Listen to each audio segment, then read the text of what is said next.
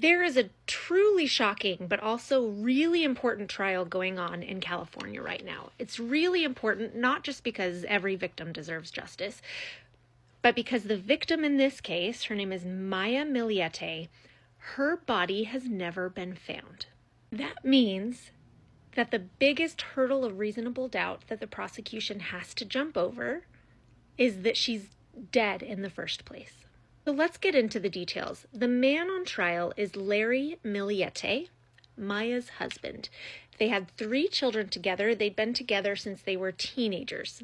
At 19 and 18 is when they got married. As of late, Maya did not want to be married anymore. She was telling friends that this relation had become truly toxic. She was not happy anymore. And we come to find out she was also having an affair with a coworker.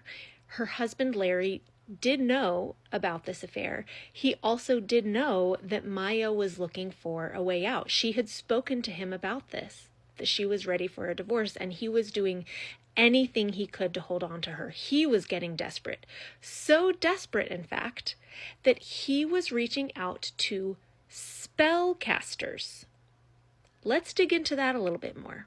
So we have all of his emails with these spellcasters, and they started, I guess you could say, relatively benign compared to what they became, where he would say, please cast a spell on my wife so that she will never ever fall out of love with me. Okay?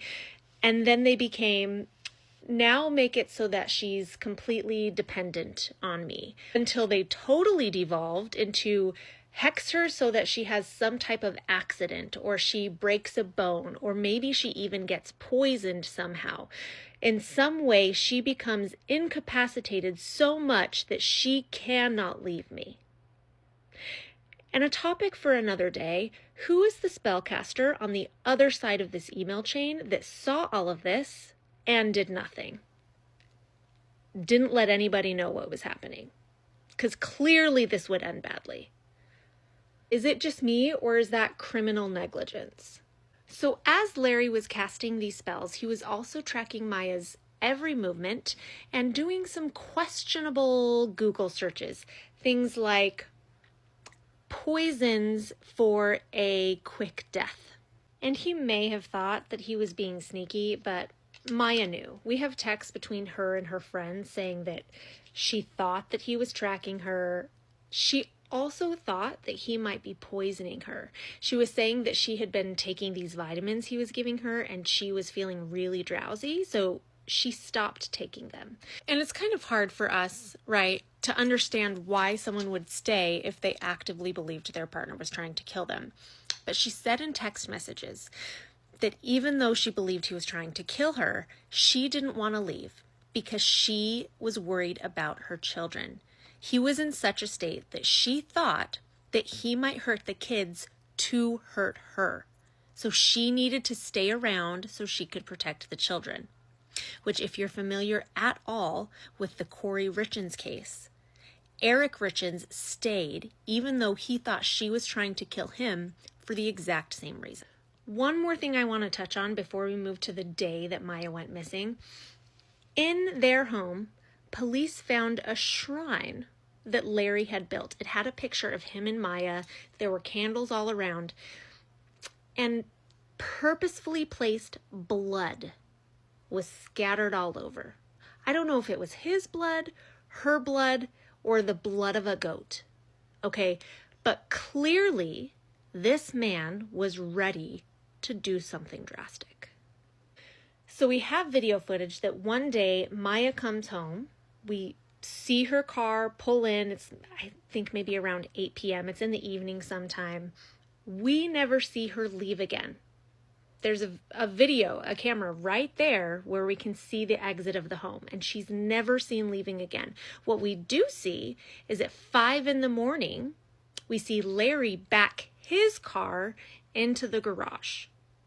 And then shortly thereafter, he leaves. Now where he goes is to the beach. He and his 6-year-old go to the beach, and they're there all day long with his phone turned off. He says they go to the beach, they're there all day long. He didn't need his phone, didn't need to talk to anybody. Knew exactly where to go and how to get there. Didn't need maps. That's his story, and he's sticking to it. Now, after about a day of Maya's family not being able to get a hold of her, they become very concerned, and they go to her house to try to find her. They don't find her, but they do find Larry, who is very unconcerned by the fact that no one can get a hold of her. And when they find how unconcerned he is, they call the police and they file a missing persons report. The police thankfully take this very seriously right away. They start searching for Maya. Eventually they become suspicious of Larry, and he's arrested. And here we are today, Larry on trial.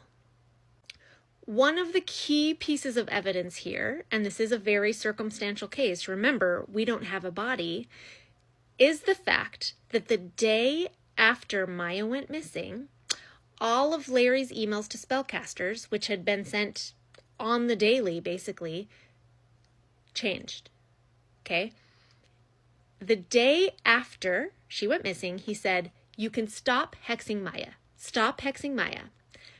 I want you now to start hexing Jamie, the man that Maya had been having an affair with."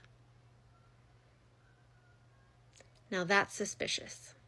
Now Larry's defense is the tried and true defense we hear in pretty much every single case where there's really solid evidence.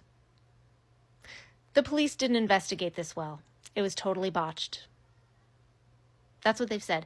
They've said they didn't investigate her affair partner hard enough, despite the fact that on the day that she went missing, he was in the hospital all day because his wife was having a baby.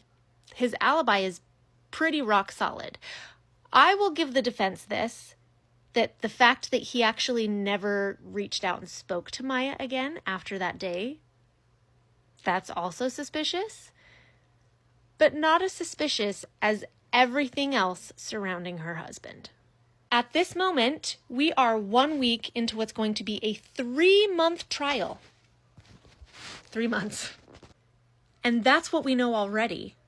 So I'm sure we're going to get way deeper into even more evidence. I wasn't planning to follow along, but I'm riveted.